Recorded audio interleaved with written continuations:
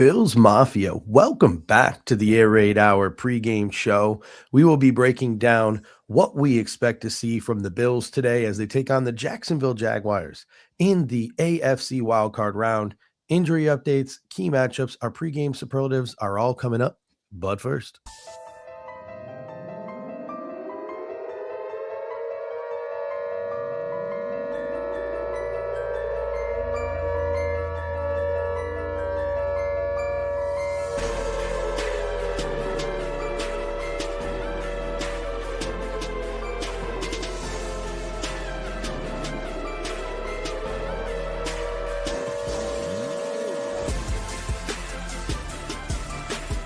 welcome to the Air Raid Hour, a Cover One Network podcast. Here are your hosts, Judge Mathis and Tilt Money.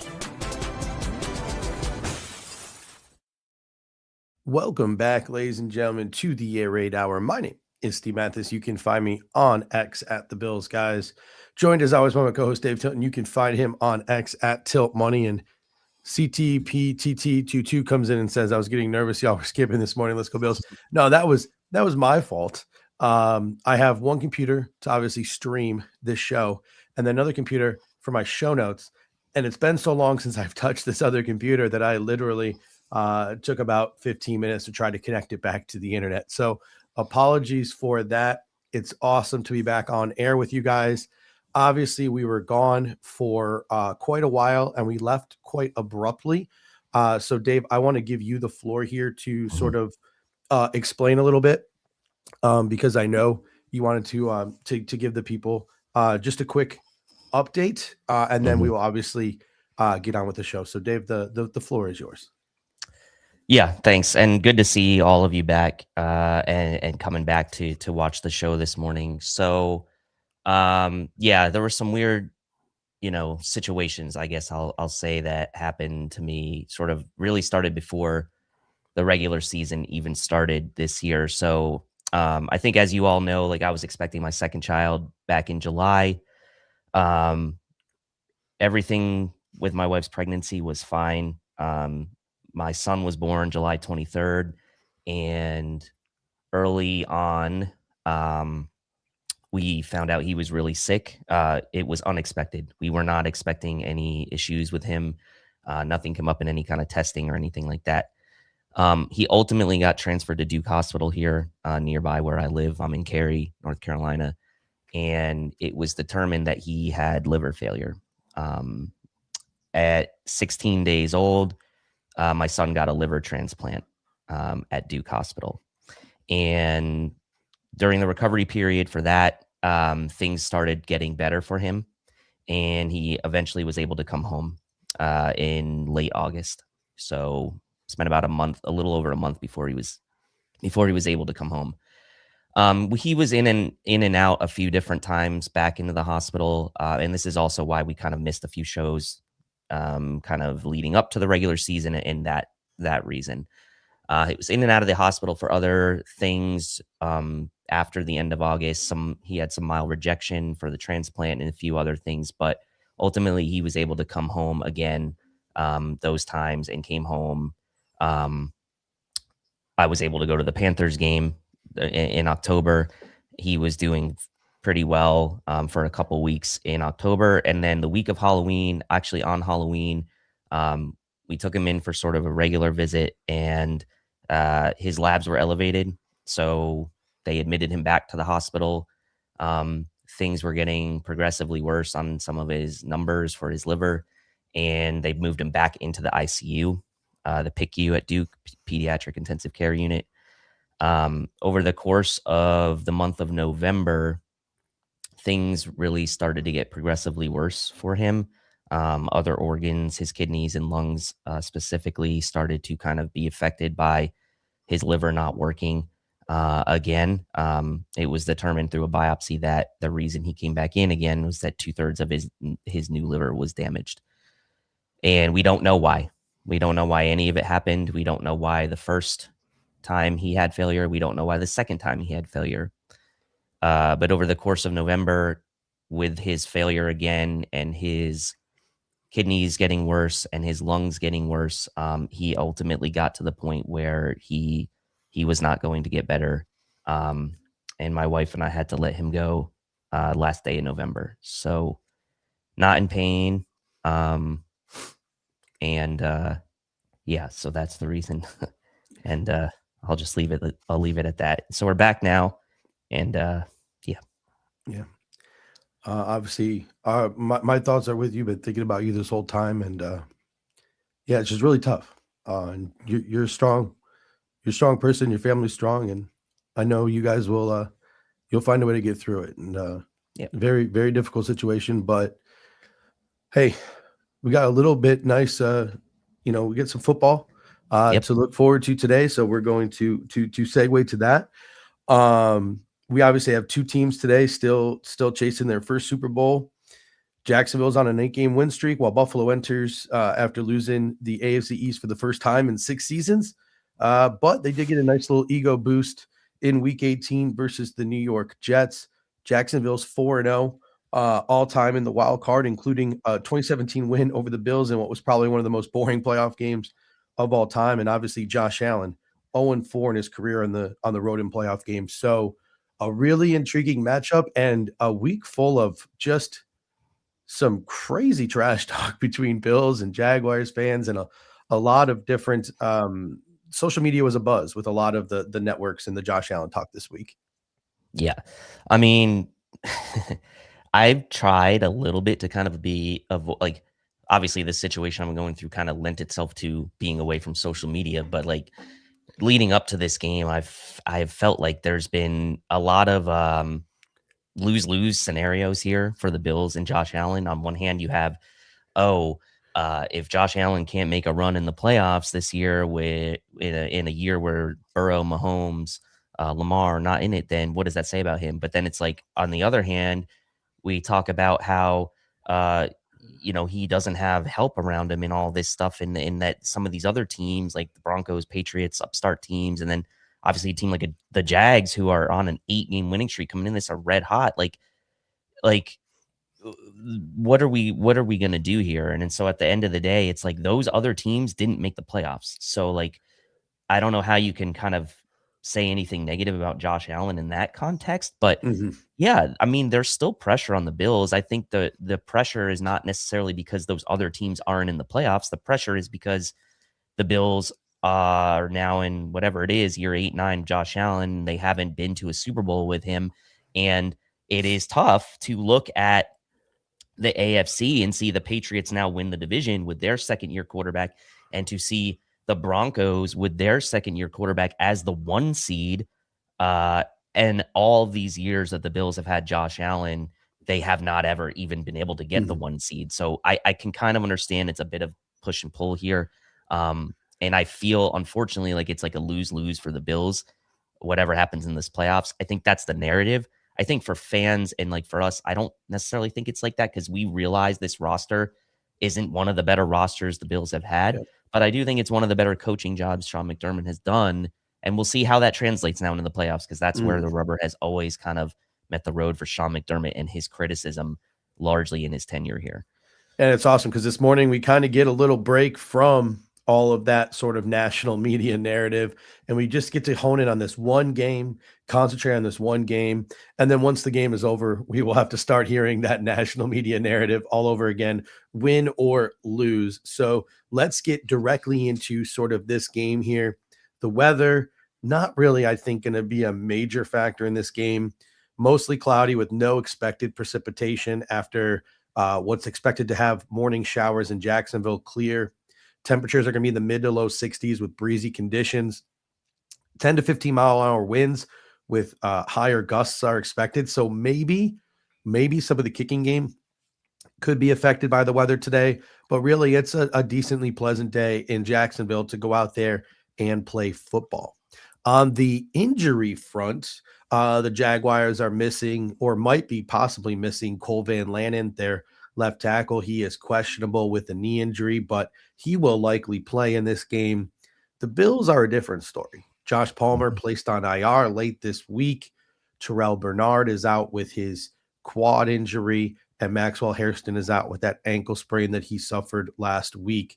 Questionable for the Bills are Ty Johnson, who is likely out. Matt Prater, who is definitely in because the Bills did not call up kicker Matthew Wright from the practice squad, and Shaq Thompson. Sean McDermott says he should be good to go to fill in for Terrell Bernard, an inside linebacker. Returning for the Bills after an extended absence, Daquan Jones, Jordan Poyer. So it's nice to have those two back on the defensive side of the ball. And then the Bills made some moves this week. Dane Jackson, Balen Spector, elevated to the 53-man roster. Frank Gore Jr., Andre Jones, elevated from the practice squad as well. The Bills' projected inactives, I think, somewhat cut and dry. Bernard, Hairston are going to be inactive. Ty Johnson is likely going to be inactive. Unless Tilton Grable has jumped Ryan Vandemark in the last week, he will be inactive. Latu, the tight end, will likely be inactive with Dalton Kincaid back. Darnell Savage will likely be inactive. And then I think the Bills have to pick one of Larry Ogunjobi, TJ Sanders, and Fedarian Mathis. So it is it's going to be interesting to see who they choose at defensive tackle to sit down unless they go in some other direction. Yeah, and you could make the case that Mathis has been your namesake, although spelled differently, has been has been stepping up, and I think maybe has earned that game day active spot at least for 1 week, and to see how it fares. I mean, I know the Bills, like, they may just be like, look, we want Ogunjobi. He's kind of been the veteran there, and like, we obviously waited 6 weeks before to get him back, and it's like, okay, I don't know that he's really moved the needle for me much, but yeah, you could see that being the case. I think it would be not out of the realm of possibility to say, like, a guy like Mathis, who has been playing well but was a practice squad guy, wasn't on a roster, like, would be inactive. I would sit down Ogunjobi, as Roy says here.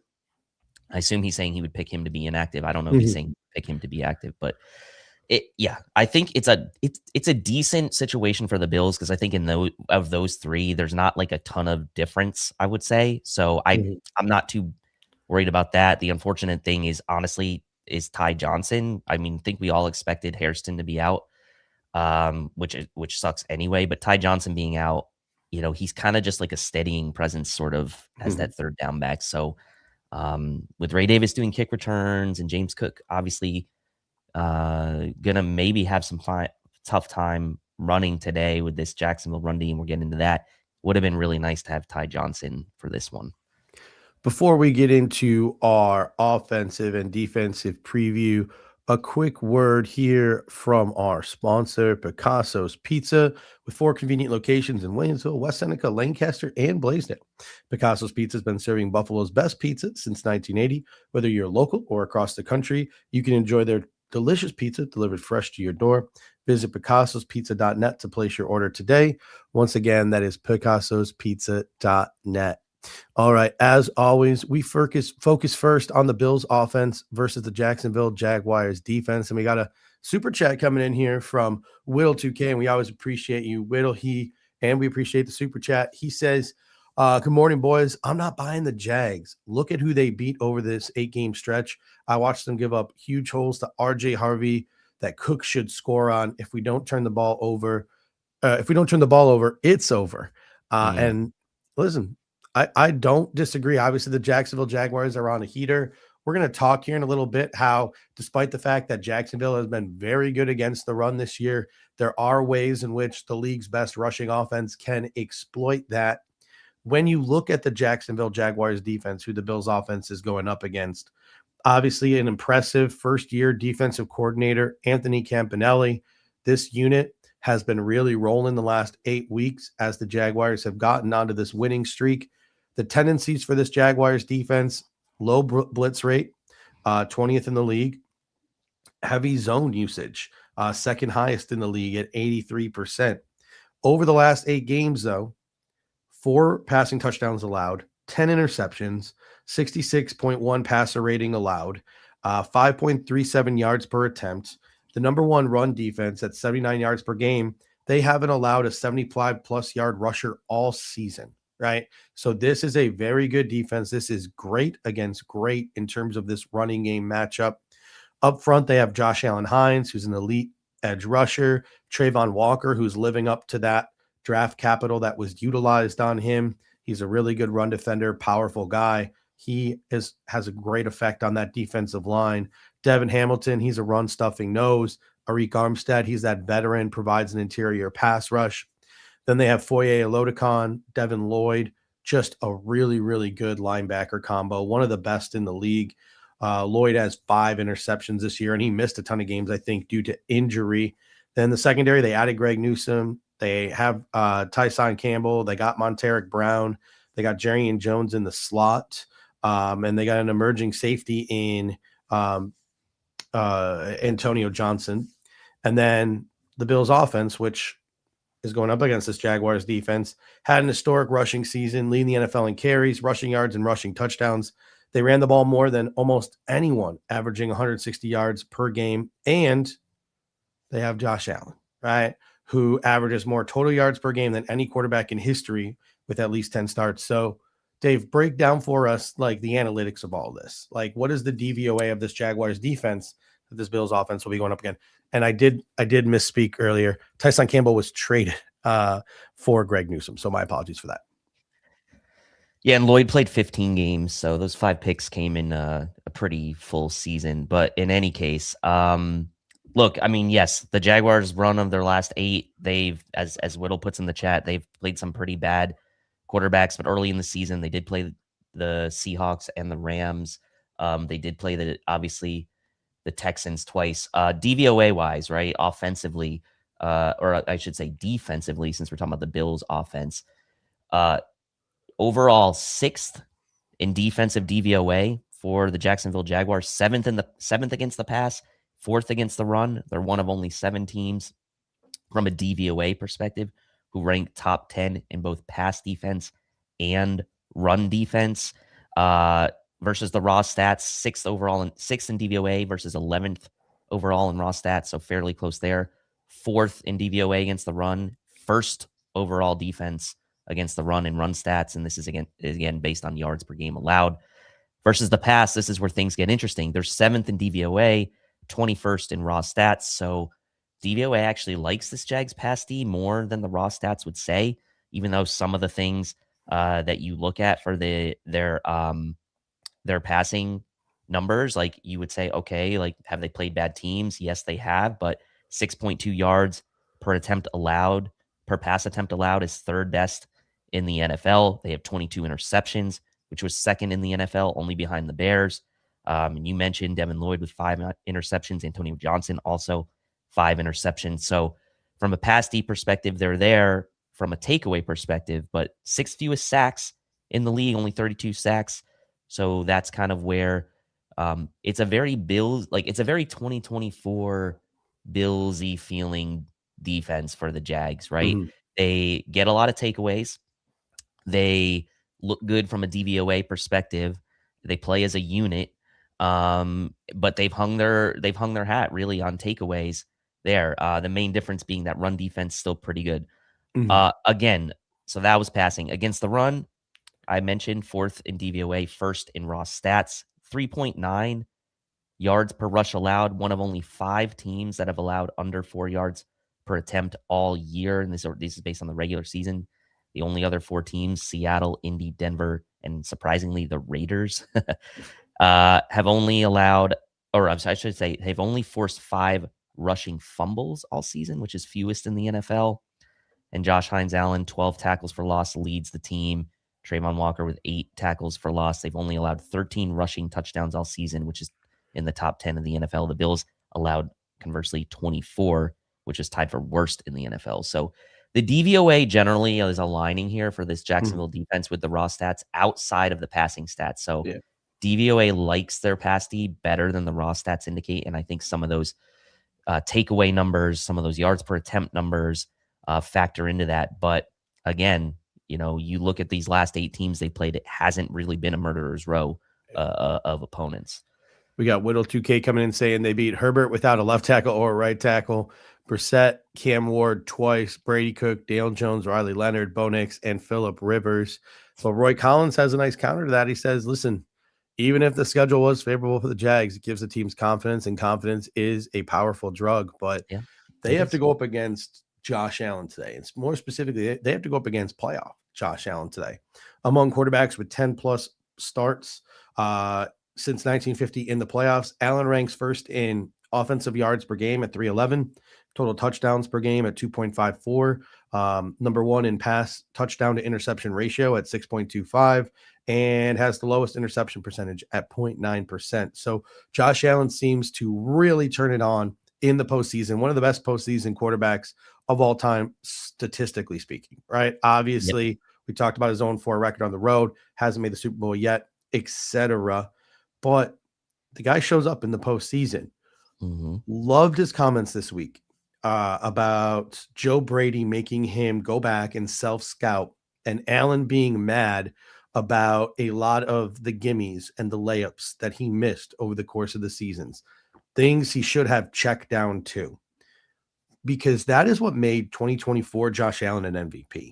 Like, we can argue all we want about the Bills maybe needing to be more aggressive downfield with a quarterback like Allen, but with the weapons that he has, specifically on the boundary, right? I don't blame maybe the Bills for somewhat of the approach that they take. I think there are things they can do better, and we'll get into that. But if Allen takes those gimmies, his day is going to be better overall. Historically, we have seen when he takes those gimmies, his days are better overall. So if Josh is true to his word and he's truly upset about all those layups that he sort of missed over the course of the last couple of weeks or the back half of the season, and he takes those in this game, I think you're going to see playoff Josh again today. Yeah, I mean, again, that's what made him the MVP last year. He didn't turn the ball over, didn't take bad sacks. We saw both of those things kind of happen this year. A lot of bad sacks taken from Josh Allen trying to do too much, I think, maybe feeling the pressure of having to make the big play. But some of those plays, like you said, are there for the taking. And, hopefully the self-scouting is true. I'm a little bit kind of frustrated that it took this long to acknowledge that, because it's kind of been there all year. But there should be opportunities to move the ball on Jacksonville. They're allowing 40.4% third down conversion rate, which is the bottom half of the NFL. They have the 11th most defensive penalties in the league as well. So, like, like I said, this Jacksonville defense feels very Billsy to me and style wise. And they've been living kind of on, yes, they've had that good run D, but takeaways as well. So if the Bills and Josh Allen, if he can take those yards when they're there, keep this team on schedule on a day where it might be tougher for James Cook to have that really high yards per carry number, and he can not turn the ball over and not take bad sacks, keep the chains moving on third down, then yes, this can be a very efficient day potentially for the Bills offense. But we've got to see it in action, right? It can't just be talk. It's got to translate now to the field. Rebel NSMDL comes in and says, I hope Brady retires the bubble screen to Shakir. And I'm not saying the Bills have to retire it, because obviously it has been effective, but maybe don't spam it so much. I talked about, hey, what are some of the issues we do have, right, with this Buffalo Bills offense, this Buffalo Bills passing game? That is one of them, right? Like, the Bills seem very content throwing the ball at or around the line of scrimmage with Josh Allen. Khalil Shakir's ADOT has dropped more than half since entering the NFL in his first couple of seasons. Khalil Shakir is more than a extension of the running game. He can do things downfield. You look at the Jacksonville Jaguars pass rush, they are 20th in pressure rate, 18th in sack rate over the last 8 games. Let's get Khalil Shakir involved in the passing game down the field as well. And the Bills and Josh Allen should theoretically have time to do that. You have a team in the Jaguars that like to drop into zone coverage. So a guy like Khalil Shakir, he should be able to find holes in those zones and exploit them. The question is like, I don't know. What is it? Is it Dalton Kincaid taking the middle of the field stuff away, and that's why they can't get it to Khalil Shakir? I don't know what it is, but the Bills got to find a way for Khalil Shakir and Dalton Kincaid to live in harmony. And Dalton Kincaid plays such a low percentage of the snaps that Khalil Shakir is on the field a ton when he's not on the field. Like, you got to get this guy the ball down the field a little bit more in this game. Yeah, and the Jags are first DVOA against the slot, so it's a tough matchup, but 17th against tight ends from a DVOA perspective. So is Kincaid being back in the lineup maybe going to just help the overall group, including Khalil Shakir? There does need to be a bit more of him and Kincaid kind of stretching the field, I think, a bit, right? I mean, you can still work the underneath stuff, take the stuff that's there for you. I do think the Bills offensively need to lean into where their roster construction is strongest, and that is with the tight ends and with Shakir right now, right? And obviously the running backs, but like the boundary is not where you are strong from a roster construction standpoint, where you can sort of exploit this Jaguars defense, the strength that you have, Khalil Shakir, Kincaid and Knox, even Hawes, right? Like getting some maybe 13 personnel in here today to try to work on what you have, which is a strength against strength in your run offense against this good Jags run defense. But in the passing game, you can maybe get personnel on the field that you can take advantage of if you're in some 13 personnel with Knox and Kincaid on the field at the same time, and maybe work those guys over the middle a bit against the 17th DVOA defense against tight ends, with some play action, right? I think you're going to have to do that a bit. And yes, I think Shakir is he's going to have to play a role.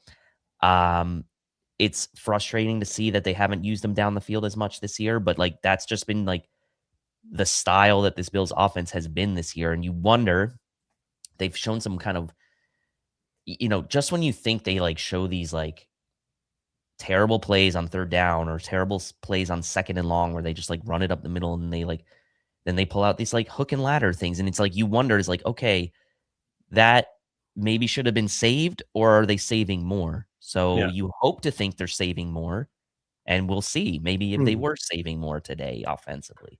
Yeah, I think one of the things that you really got to hope is that the Bills were trying to hide stuff, because that was a talking point all season. Like, how much are the Bills trying to hide? Because you feel like maybe a lot of what they're showing and the fact that they're spamming a lot of stuff and the fact that maybe they're not doing so much to creatively create separation for a not so great receiving core. How much of this is the Bills are just trying to put good on, good on good, or, just play that type of game where it's Jimmy's and Joe's on X's and O's and just, hey, we're the better team. We're going to go out there and beat you without scheme because we're saving that stuff for the playoffs. That's a really interesting, I think, sort of talking point.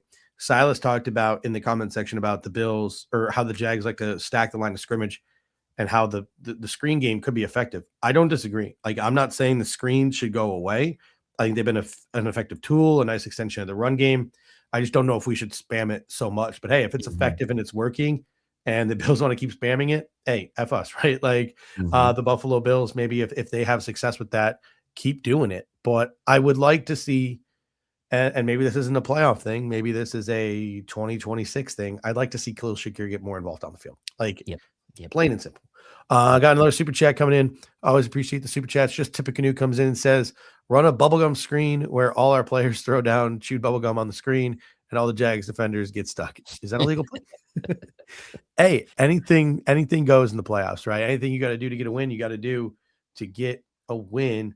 It was not a good night in the in-laws house last night after watching that game. The Packers game was wild. I don't know how.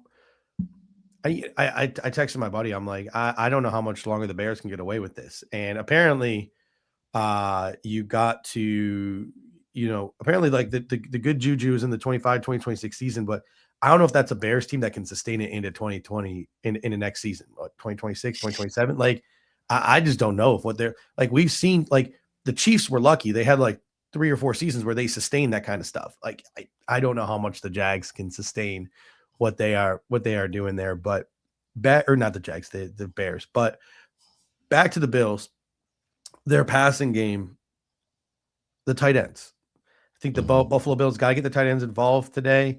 Jacksonville has given up 104 catches for 1,048 yards and 8 touchdowns to tight ends this year. This could be a big Kincaid game. This could be a big Knox game. We could get a nice couple of chunk plays from Jackson Hawes. The Buffalo Bills are dramatically better when Dalton Kincaid plays. They average 32 points per game. Without Kincaid, 21 points per game. So the Buffalo Bills got to get Dalton Kincaid on the field when they can in this game, and they have to target him. They have to use him and Knox, I think, like I was just kind of saying before. I think even with Trubisky last week, you saw Kincaid. It was nice that he was involved in that game. I was holding my breath a bit every time he got hit, which is not where you want to be with one of your better players, because that's just kind of the reputation he's built, unfortunately, right now. So it was nice to see him get out of that game with involvement and also with a clean bill of health. So to me, I think Knox has to be involved. I think Hawes, like you mentioned, The Bills need to lean into those tight ends today. I think in the passing game, and not just about necessarily Knox and Haas blocking, but having them involved in the passing game too. I think Kincaid, to me, and we're gonna talk about like the take me higher player later in the superlatives. He is a prime candidate to be a take me higher player in this game, like even more so than James Cook. So to me, like more than Shakir, even maybe more than James Cook. I think Kincaid, first rounder, you drafted him. He's now in his third year, kind of has gone through a bit of a roller coaster in his career to this point, had that great rookie season, second year marred by injuries, now kind of a mixed bag in year 3 with some injuries, but also knowing that when he's been on the field, it has made a very, very big difference for this Bills team, kind of shows you the importance of Dalton Kincaid to this offense. And so, yeah, I am with you 100%. I think he has to be really maybe the primary focal point of the Bills passing game today. Shifting now to the running game, and shame on us for not talking about the running game for the first, 10, 15 minutes of this segment. It's the league best running game with the league's leading rusher, but this is great on great in today's matchup for the Bills and the Jaguars. You have a team that hasn't allowed a 75-yard rusher all season versus the NFL's leading rusher. So this is something that is going to be really fun to talk about here. Not going to lie, I stole a little bit for this section, this segment here, stealing some homework here from Joe Marino. Listening to Locked On Bills this week, I thought he had an excellent point about how the Bills can attack the run game. And he did the research, he did the work, so he gets all the credit here, but I think it's a good talking point. The Jags soft spot appears to be zone runs. They've allowed 2.8 yards per carry on gap runs and 4.5 on zone runs. And Joe talked about how maybe the Buffalo Bills have more of a lateral zone rushing plan in this game to let James Cook find creases instead of sort of running into the middle, running into that brick wall. So we have seen the Bills spam those outside runs before. I'm blanking. What game was that where we just kept pitching Carolina game, right? There we go. I was there. We just kept pitching it to James Cook. So if you're the Buffalo Bills, that's your strategy. I'm pretty confident, knock on wood. I don't know if that's wood, but I knocked on it, right? So it counts. I think James Cook goes over. 75 yards today. I mean, yeah, I think they need him to, right? And I think like the one thing the Bills can't do is go away from it. Like they need to be balanced today. Aaron comes in and says, Haas and Gilliam, this O-line Cook, I like us versus anyone. Like you said, it's strength on strength. It's the number 1 raw statistic run D, number 4 DVOA run D against the number 1 rushing offense and the NFL's leading rusher in this offensive line today, right? So strength on strength. I don't know who has the advantage there. I think I would give the Bills a slight advantage just because of some of the opponents maybe that Jacksonville has played. Now they did have to contain Jonathan Taylor twice, so I'm not going to try to take that away from them. They did a pretty good job on him.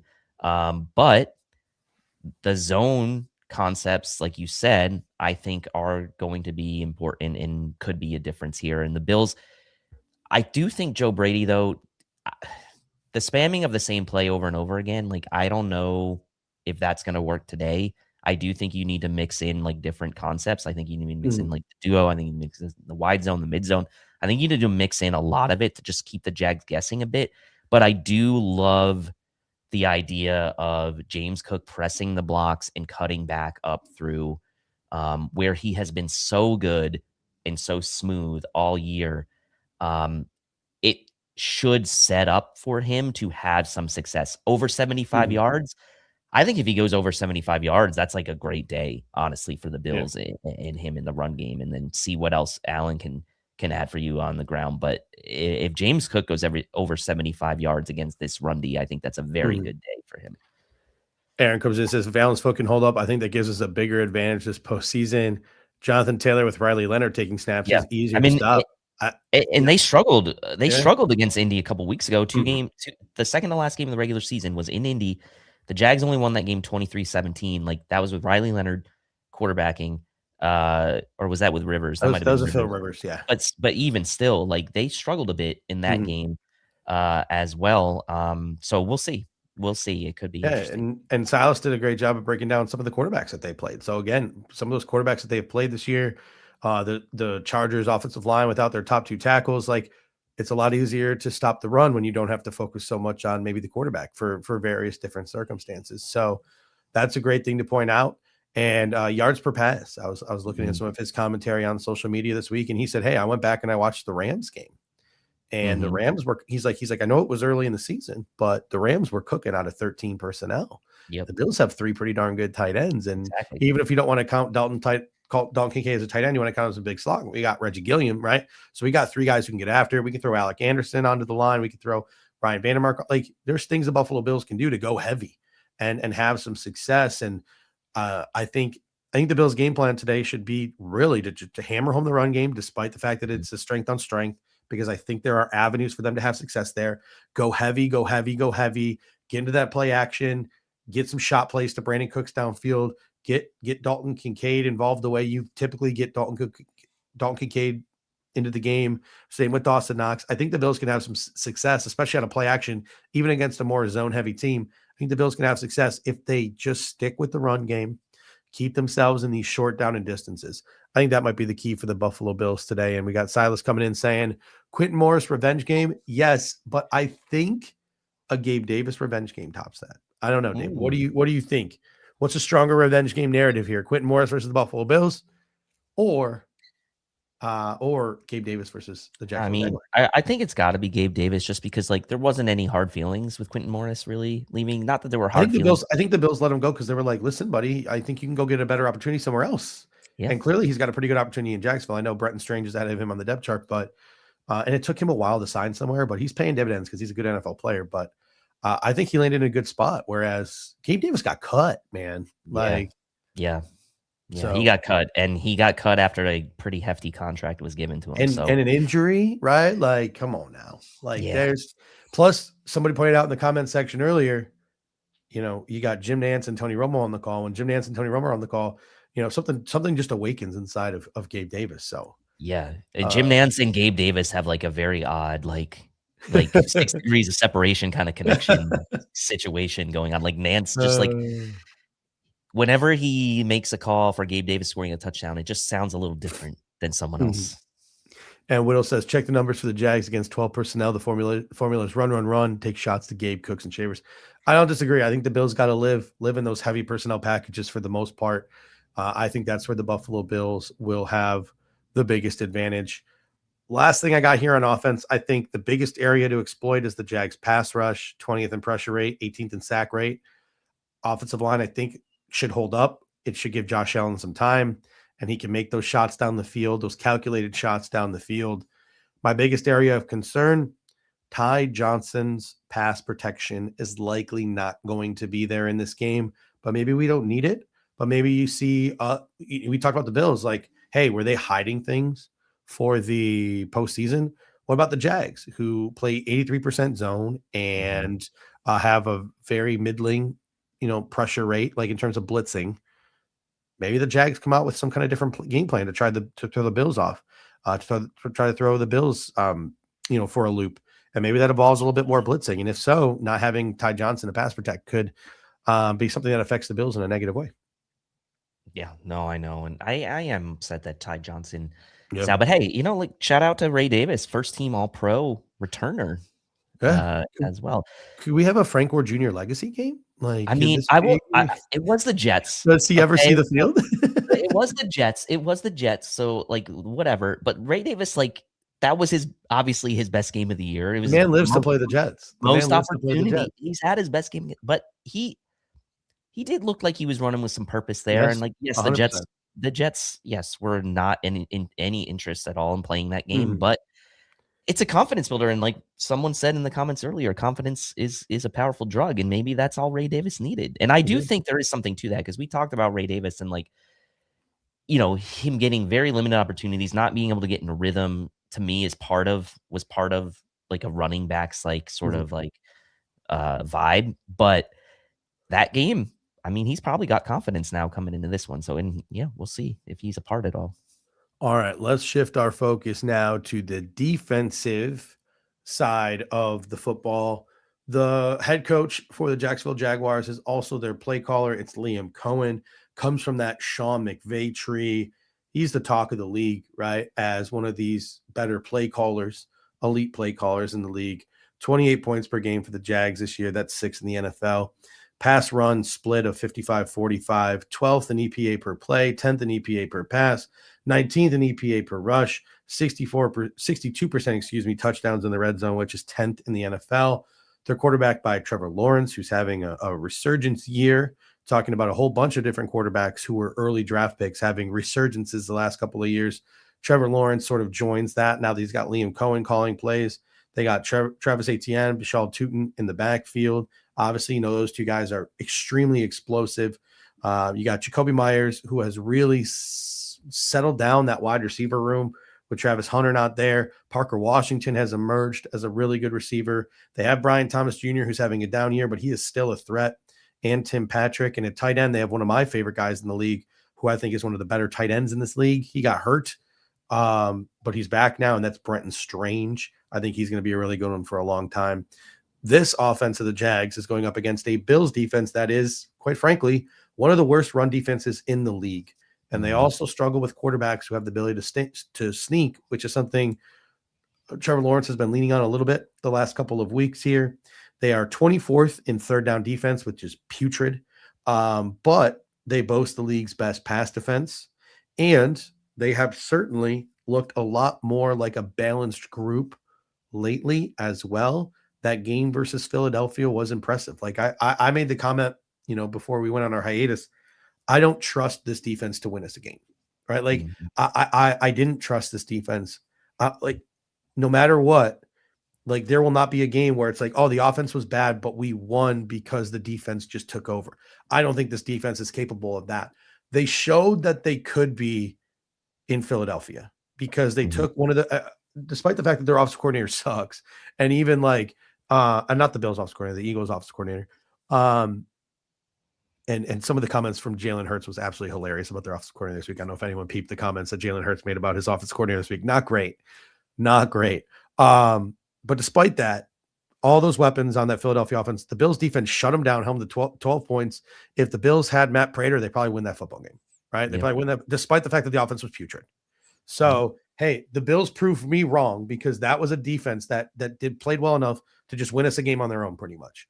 So hopefully that carries over to the playoffs. Hopefully what the Bills were doing, maybe they were hiding stuff, etc. Like, because you saw what they were capable of against the Chiefs. I know Michael Hoyt isn't there anymore, but you saw what they could be capable of against the Chiefs as well. So give us your thoughts on the Jaguars offensively, their DVOA, and then we'll talk about how this Bills defense can maybe exploit them a little bit. Yeah, Bills defense since the bye has certainly played better. As far as the Jags offense against this Bills defense, they're 14th overall in DVOA offense versus 11th in the raw stats. So pretty similar there. 11th in passing DVOA versus 12th in the raw stats. So again, similar there. And 20th in DVOA rushing and 20th in raw statistics. So DVOA and your raw statistics here for the Jags offense lining up quite favorably. They've kind of taken to the air a bit more during this second half run that they've had. Trevor Lawrence, 6th in the NFL in passing yards, 29-12 TD to INT ratio, but sacked 41 times, which is the 6th most in the league. You mentioned Jacoby Myers, Parker Washington, Brenton Strange have emerged to help this passing attack. Myers, 28 of his 42 receptions since joining the Jags have gone for first downs, and Parker Washington leading the team. Not just a short area slot guy, leading the team with 14.6 yards per reception as well. So, look, the DVOA and the raw stats here lining up. I think the Jags have been a better passing team this year than they have ever really been with Trevor Lawrence at the helm, and that's with no Travis Hunter and Brian Thomas Jr. in and out of the lineup. But getting Myers at the deadline, Washington emerging, Strange emerging, being able to use ETN in the passing game, like this is a Jags offense that, kind of what you see is what you get. Like it's a very balanced, solid group, top to bottom, not a ton of weaknesses overall. You look at it and you're like, they don't necessarily have like superstar playmakers, but they have just steady guys that, by the way, as a unit, like receiving unit is certainly superior to the Bills as far as the receivers are concerned. So it's a concern, especially with Max Hairston out of the lineup.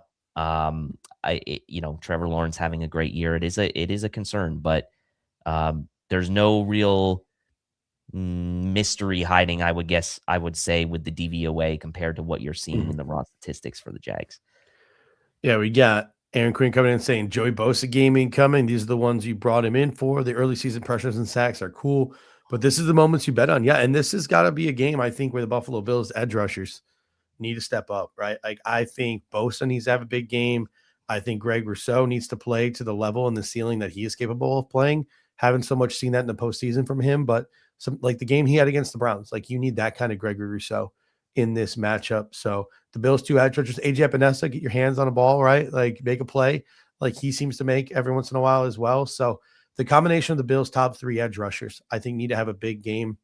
And I don't want to sound like a downer. And I think Deion Walker's had a great season, and I think TJ Sanders has potential. But I think the edge rushers have to have a big game, mostly because without Ed Oliver, like, how much do you trust these interior guys outside of Deion Walker to make a play? Like, so to me, it's got to be the edge rushers that are bringing the pressure today, or right, disguising your pressures, like those creeper pressures we talked about, those simulated pressures we talked about. I've talked about, hey, Michael Hoyt is gone. Let's get Dorian Williams involved in that Michael Hoyt role. Get him blitzing the A gap and doing things like that.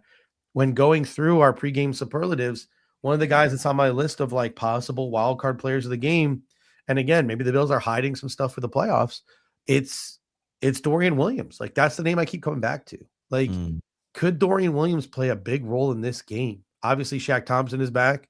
Shaq Thompson has proven to be a very, very good inside linebacker for the Buffalo Bills, has saved us with Bernard missing all those games due to injury and being slowed up by injury when he's on the field. So to me, Dorian Williams is a big time sleeper, because I think the Bills could possibly engage him in a way that we've seen in spurts, but they could do a heck of a lot more of it in this game now that we're in the playoffs. Yeah, and I don't mind using him like that, right? Because it's not necessarily a strength for him to run with guys in coverage. You'd like to think that that's something that, like, well, we've seen Milano do it better.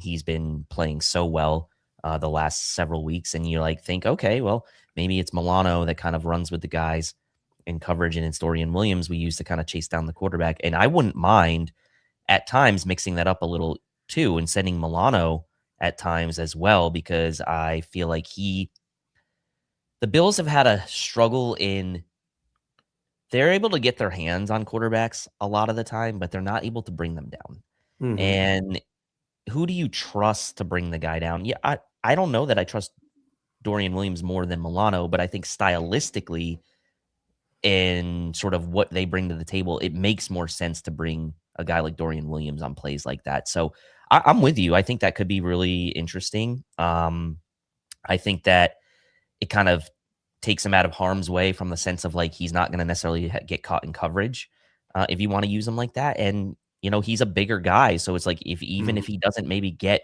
all the way there, his athletic ability, he's able to jump, get his hands up in the air, alter passes, whatever the case may be, that could be something that could really help the Bills in this one. Yeah.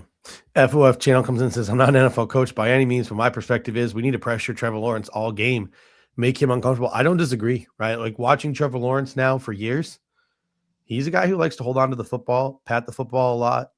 He's a guy who gets strip sacked a decent number of times.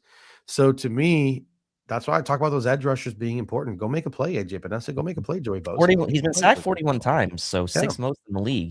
He gets sacked quite a bit. So and again, like I have my issues with Sean McDermott's defense. I think as a fan, I think that their run defense is criminally negligent. Like, right? Like, I don't know other better way to describe it. Like to me, it's a war crime, their run defense. It's awful. I don't think the personnel is right. I don't think the scheme is right. Like, I have a lot of issues with the way the Buffalo Bills defend the run, but you got to give Sean McDermott his flowers when it comes to defending the pass. I mean, almost every single coach, player, opposing quarterback that talks about the Buffalo Bills talk about just how gosh darn good Sean McDermott is at disguising coverages, right? And he did it so well back in the day with Micah Hyde and Jordan Poyer they dipped a little bit last year, but now Poyer's back and Cole Bishop is emerging and Taron Johnson staying on the field a little bit more. And the Bills have had somewhat continuity at cornerback this position this year with Trey White and then Christian Benford. They haven't missed a ton of games here and there. So the Bills' pass defense is one of the best in the league. They're really good at disguising coverages. If they can do their job on the back end, get Trevor Lawrence to hold on to the football, you can marry the coverage with the pass rush, and Bosa and Rousseau and them can get there. The Buffalo Bills can make Trevor Lawrence's life miserable today. They have that ability, right? They have that ability. And that'll be a key to winning this football game. They have to do it. They have to. One thing, though, the Bills have struggled with, in let's say they do kind of get that pressure, is containing quarterback rushing lanes, right? That's another thing. Trevor Lawrence, 9 rushing touchdowns, second most of all the quarterbacks in the league, tied for second most with Jackson Dart. Actually, Josh Allen leads quarterbacks in rushing TDs. But Trevor Lawrence, 9 rushing TDs this year, and he's used his legs a bit more, has just under 400 rushing yards. Those lanes have to be contained, because I tell you what, I know Bills fans get frustrated when they see that pressure kind of get there. They see the coverage in the back end, but then they see the quarterback scramble for 15 yards. So it's a cat and mouse game. You got to make sure you get that pressure on Trevor Lawrence, but you need to have integrity too with those that pass rush plan, because he is certainly someone that can hurt you outside the pocket with his legs and up through the middle as well with his legs. So that's got to also be a focus for this defense. One thing I am a little concerned about or disappointed with is the fact that Maxwell Hairston won't be playing today. This is not a dink and dunk Jacksonville Jaguars team. This is a team that likes to throw the ball down the field. 16% of their attempts are 20-plus yards down the field, the second highest rate in the league. Over the last 8 games on 20-plus yard throws, the Jaguars are 19 of 40 for 553 yards, 3 touchdowns, and a pick. It's the most deep passing yards since week 11 in the National Football League. My message to Dane Jackson today: when you are on the field, turn your head around, buddy. The Jags are going to be throwing the ball down the field. So really, there is no Maxwell Hairston to sub in for a guy like Trey White and work on guys like BTJ. They don't have that luxury in this game. So it's pretty much going to be Trey White on one side. It's going to be Christian Benford on the other. They both had really good years. Don't get me wrong. Trey White's been great, right?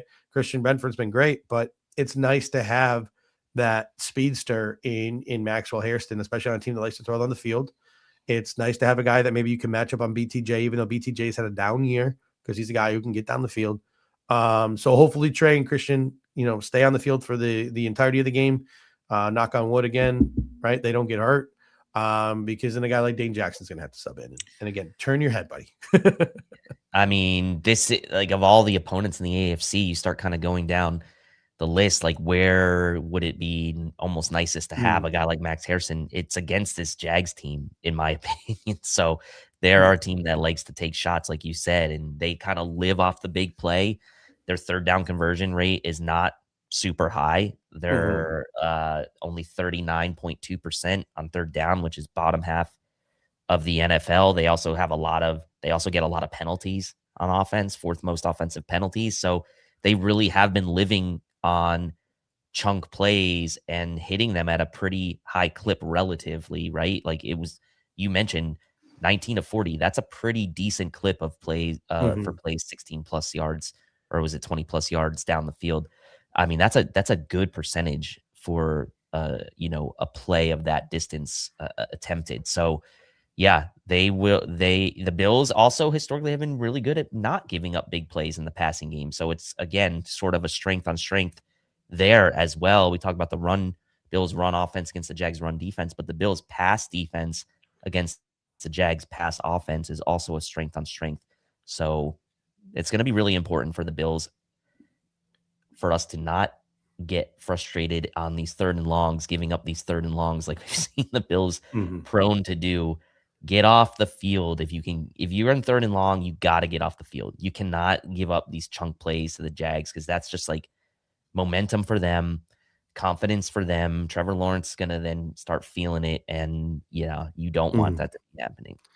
Yeah, Aaron Quinn comes and says, Tilt just nailed it to me. Jags have been pretty specific in the way they win. Create turnovers equals more possessions, rely on explosives. And when we talked in the offensive section of the game, Josh Allen talked about his self-reflection this week and self-scouting this week, taking the layups, right? Like, so if you're Josh Allen today and you take those layups and the Buffalo Bills are able to extend drives because they go heavy and they run the ball and they run it consistently and they don't go away from it. And Josh Allen doesn't try to put on that cape and be a hero.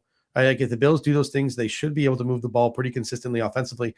And that could frustrate this Jags team if the Bills are having extended possessions that end in touchdowns.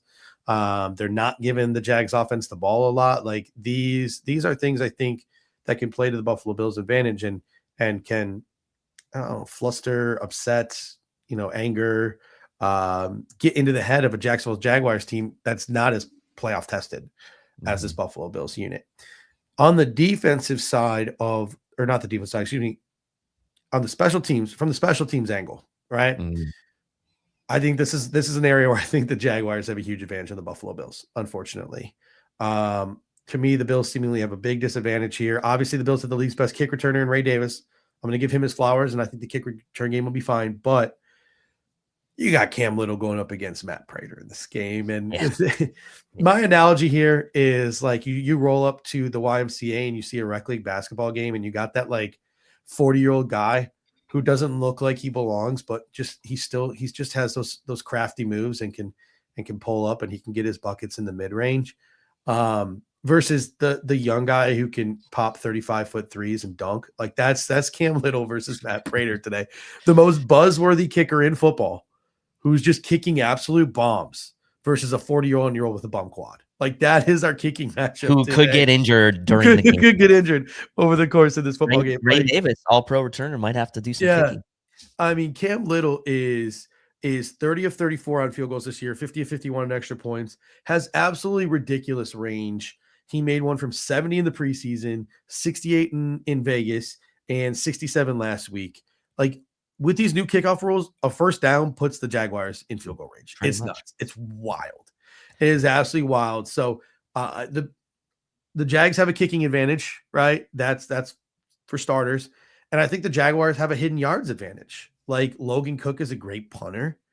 Wishnowski has been sort of like hit or miss for the Bills this year. I think like he hasn't been embarrassingly bad in any way, shape, or form, but I wouldn't call anything Mitch Wishnowski has done like extraordinary. He's no Logan Cook.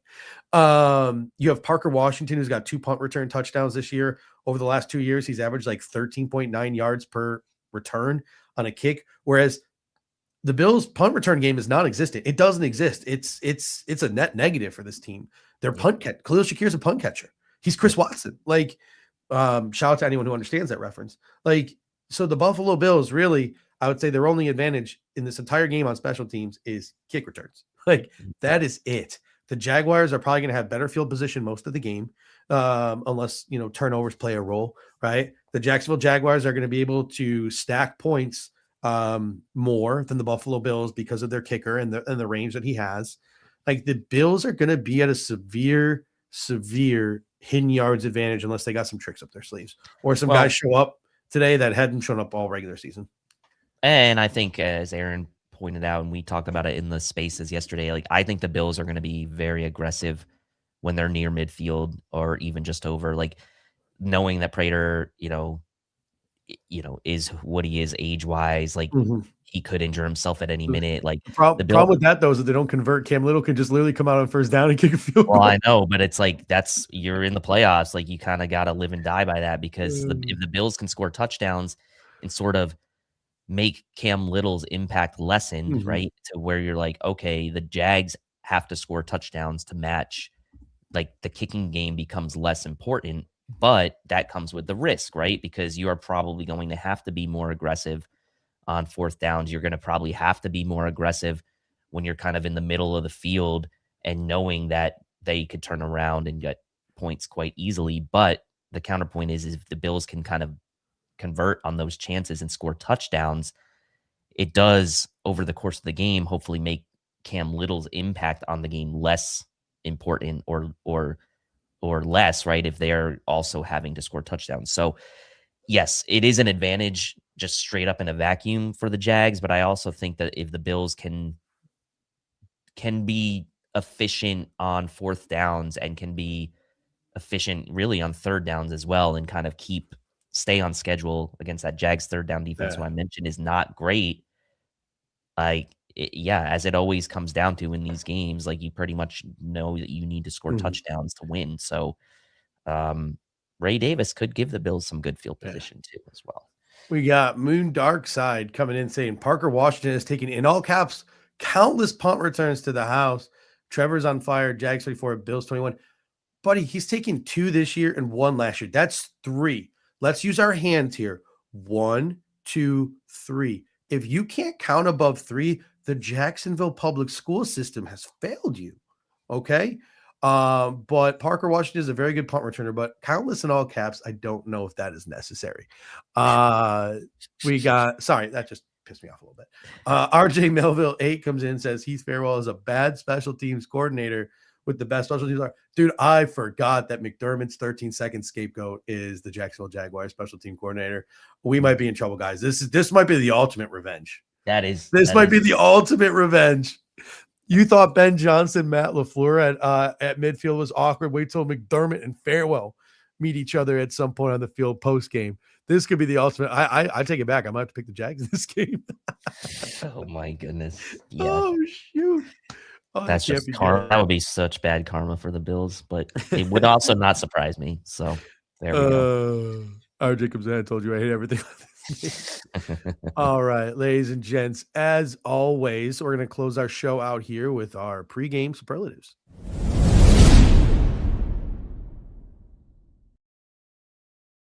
As always, we start with our Take Me Higher player of the game.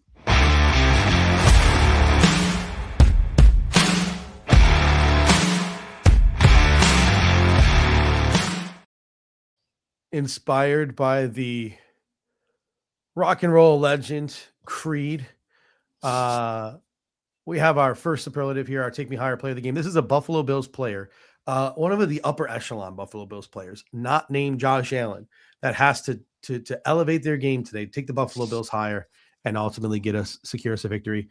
I got 2 names on here because I feel like you're probably going to steal one of mine. So, Dave, I'll go with you to start here. Who's your Take Me Higher player of the game?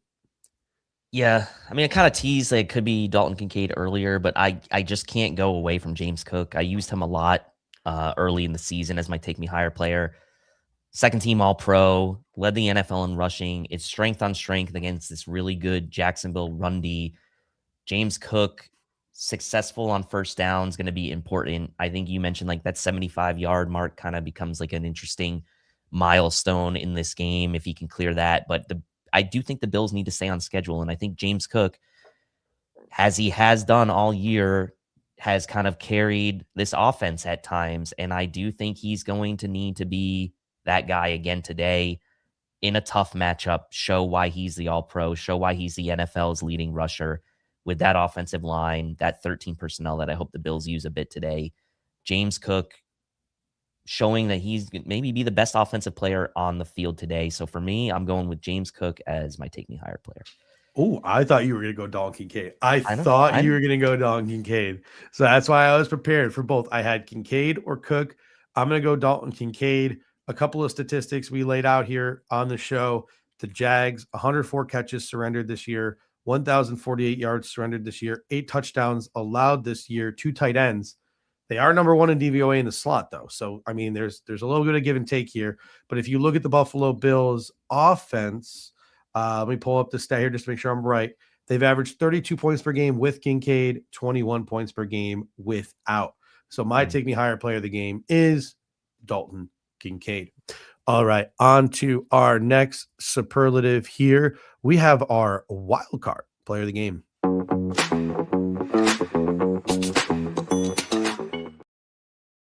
Inspired by Charlie Day and his character from It's Always Sunny in Philadelphia, wild card biatches, our wild card player of the game. This is a surprise player, an under the radar player, a non-elite Buffalo Bills player, right? That needs to step up their game or have a big game, or we think might have a big game in order for the Buffalo Bills to find success and win this game. Who do you have as your wild card player of the game? Made some nice plays when given a chance, and also has kind of made some bad plays, some drops. But, you know, the Jags are going to try to push the ball down the field. We've been talking about like the Bills not really having that downfield threat. Relatively newly acquired. I'm going to say Brandon Cooks wild card player in this game. The Jags 20th in DVOA against the pass. I mentioned 20th in raw stats as well. They are good DVOA wise against wide receivers, 8th overall against wide receiver ones, 5th wide receiver twos, 1st in the slot, but they can be thrown on.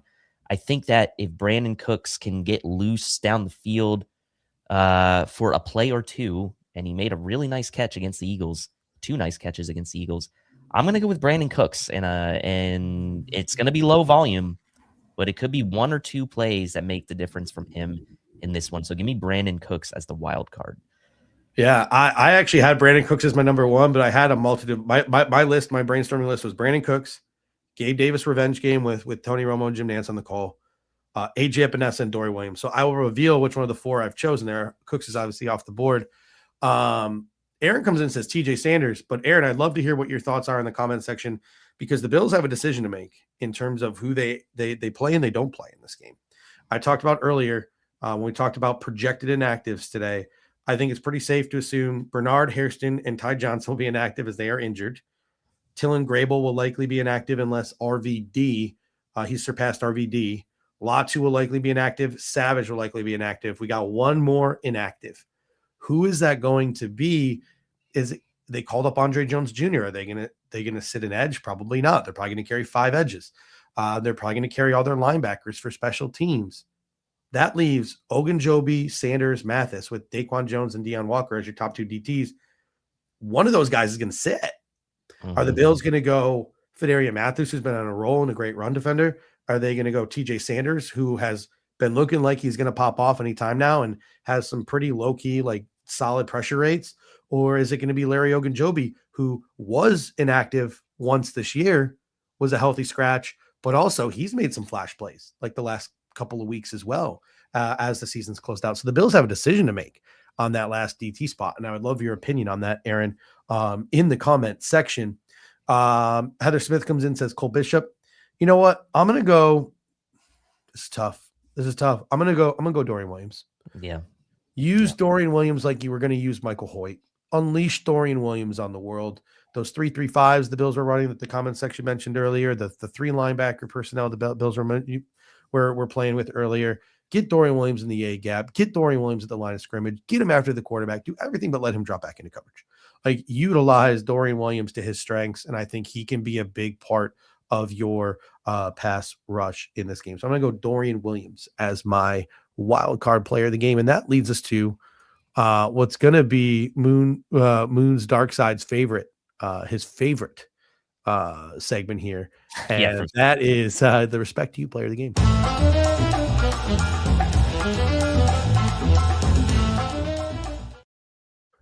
Inspired by Vince Vaughn and his character in Anchorman not plunging Will Ferrell to his death, Ron Burgundy to his death in the lion pit, we have our Respect You player of the game. This is a for the Jacksonville Jaguars that we have to respect in order to win this football game. But first, we got a response from Aaron.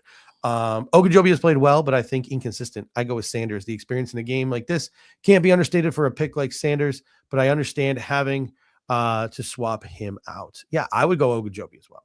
I would go Ogunjobi as well. So, Dave, who is your Respect You player of the game? Because, I mean, this Jaguars roster is chock full of some really talented players. Yeah, there's a lot of good players on this team. Like, I think for me, I'm going to kind of like, he's not in the same level, but I'm going to kind of not include Trevor Lawrence in this conversation because I think that's an obvious choice. So put him to the side. I'm going to say Parker Washington, 14.6 yards per reception, leads the team in catches. There was a question of like, okay, Trevor Lawrence's chemistry with Brian Thomas, what's going on with Travis Hunter? Travis Hunter was coming on, then got injured. Brenton Strange was kind of out of the lineup for a bit. Then he's back.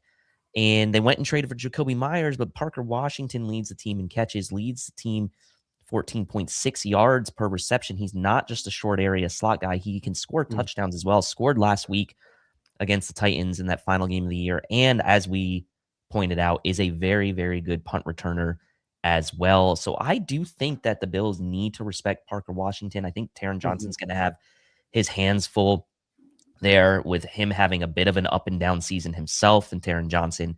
I think you do need to respect Parker Washington. I think the boundaries We'll see how Trey and Benford hold up, but I do think that the Bills need to really pay attention to Parker. He's a good player.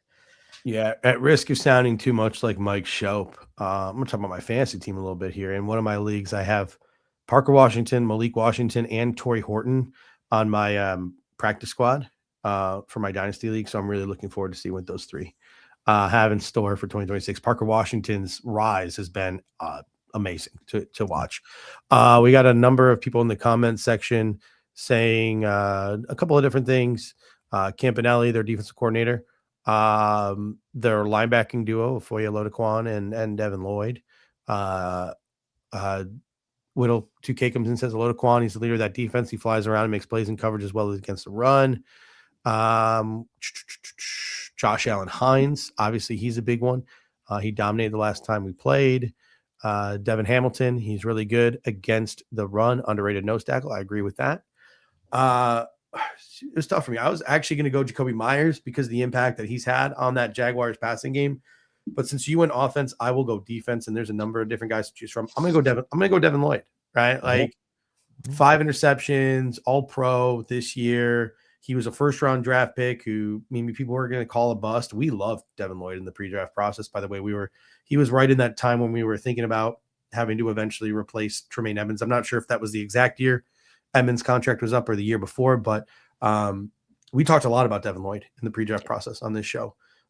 So a lot of respect for his game. I think he's a really good linebacker. Just both those guys, Olodequan and Devin Lloyd. So I'm going to put Devin Lloyd as my respect you player of the game. All right, that leads us to our second to last segment here, and we are having a fire sale with our hottest pregame take.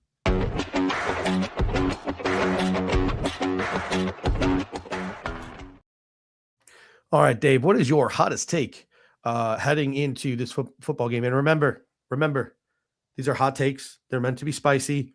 You cannot clip these and post these on the internet, and if they're wrong, you can only clip these and post these on the internet if they are correct. That's the warning here. Yeah. All right. My hot take today is Bills tight ends combined for 150 receiving yards and 3 touchdowns. Let me tell you, you probably got something like that. Yeah. So you know what? I'll pivot. No, because mine's way less spicier. So mine's gonna be the Frank's Red Hot version of your take. Okay.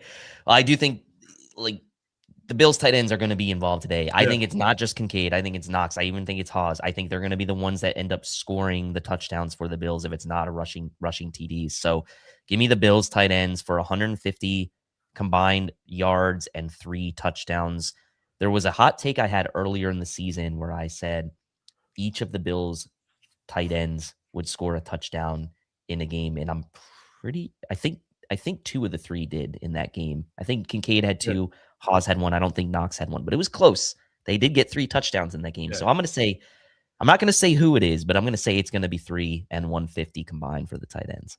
Yeah, as we have mentioned twice already on the show, the Jags have surrendered 104 catches for 1,048 yards and 8 touchdowns to tight ends this season.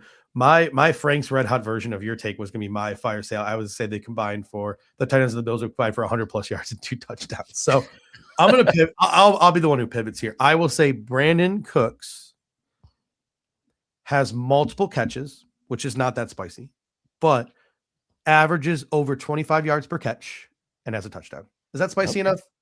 Over 25 yards per catch is pretty high. I think caught multiple bombs and scores a touchdown. So I think that's because I think if you say it's just 1 catch for 25, like that's not so spicy. But having multiple and still averaging over 25, that's like Jamison Williams level yards per reception right there. So I like that. That's good. Yeah. We got David Nixon 7692 coming in saying hot take, Bills run it down their throats. Just more 13 comes in. Says my hot take is Jags fans will be eating a heaping pile of crow with humble pie for dessert this afternoon. I thought Bills fans had some low self-esteem and some needs to lash out when they hear criticism. But man, Jags fans have taken it to a new level this week. Man, they are just they're trying way too hard, trying way too hard on social media. But anyway, Carl Holman comes in and says both games yesterday were nail biters. Hot take. I think the Bills will surprise and roll the Jags today, and we will go up by 2 touchdowns early and keep that margin, and the Jags never really threaten. Let's hope. That would be great for my Mhm. I don't know, my heart rate, my overall general health. I think that would be really good. So the Bills should do that. Yeah, they All should. right. Time to take us back to the future with our pregame prediction.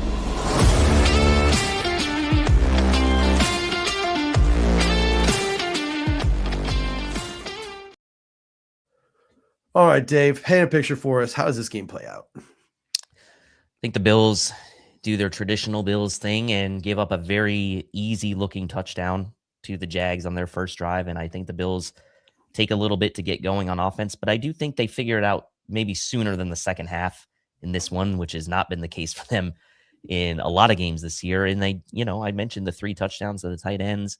I think Cook is going to need to be leaned on, obviously, as well. I do think it's a close game. I think it's a 1-possession game. I do think in the end, hopefully, that the kicking game doesn't factor in. But I will say that the Bills will score 4 touchdowns in this game and 1 field goal for 31 points against the Jags. And I do think the Jags score their 3 touchdowns and a couple field goals with Cam Little to make it a 31-27 Bills win at the end of this wild card Sunday. See, that's a good score. I was really thinking, because obviously I'm a Bills fan. I'm going to pick the Bills to win if they have Josh Allen every time. Like, am I crapping my pants because I think the Jaguars have a really good chance of beating the Bills? Hell yeah, I am. I am. I'm not going to lie to you, right? Like, I think they match up really well with the Bills, but I'm never going to bet against the Bills with Josh Allen. I'm a Bills fan. So I'm going to pick the Bills, but I was struggling with the score because you want to know why I was struggling with the score, Dave? I could not have them winning by 3. Yeah. I couldn't. Yeah. You cannot make a prediction where the Bills win by 3 because unless they win on a walk-off, the Jaguars are tying the freaking game. Yeah, that's true. Cam Little hit an 83-yarder to win it or to tie it. Bills haven't won a playoff game on the road with Josh Allen either. It's kind of crazy. Like, I'm struggling. I'm like, all right, like I respect the Jags. I'm going to make my prediction to win. I can't make a win by 3. So I went 34-30 with my score prediction. Okay. I think this game will go back and forth. I think the Bills will consistently work the ball down the field. I think they'll find their groove on offense. I think they'll score the necessary points to win. I do think the Jaguars, even if the Bills have a lead, I think the Jaguars will be explosive in the fourth quarter. And I think they will score the necessary points to keep up and make this a close game start to finish. But Allen is playoff Allen. Wild card Allen is wild card Allen, even on the road. I think he does the right things to keep the train on track. And yeah, take that, Jags. You're gonna have to drive down the field for a touchdown in this prediction. You can't beat us with a field goal. I know. We don't really have like a betting segment on this show. We don't really talk about gambling a lot, but I would say like one of my favorite things that I'm looking at today is Jags over 23.5 points. I think it's going to take over 30 points to win this game, I guess is my point.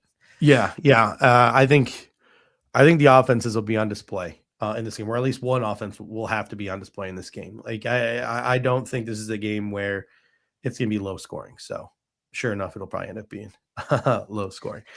All right. Thank you guys so much for joining us on our first show back here. Always appreciate you. Appreciate the kind words. Don't forget, Cover One post-game show live following the game today. Hopefully it is a victorious and a awesome one with Greg and Aaron and the crew. Our next show tomorrow night, 9 p.m. So you don't want to miss that as well. And if you're looking to support this show, there are three ways in which you can do so.